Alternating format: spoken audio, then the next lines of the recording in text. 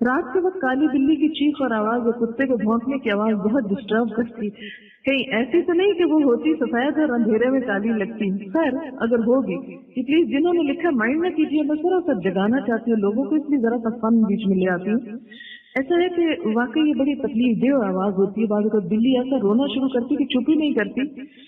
तो ऐसे में बाद में बड़े दिल में वसवसे आते हैं कि पता नहीं क्या होने लगा है, तो ये रो रही है पहले से। तो उसमें अल्लाह ही बेहतर जानता है। मुझे इसका नहीं मालूम कि वो रोती क्यों है या ऐसी भयानक आवाजें क्यों निकालती है, लेकिन डिस्टर्बेंस जब होने लगे आप इस्तगफार पढ़ना शुरू कर दें।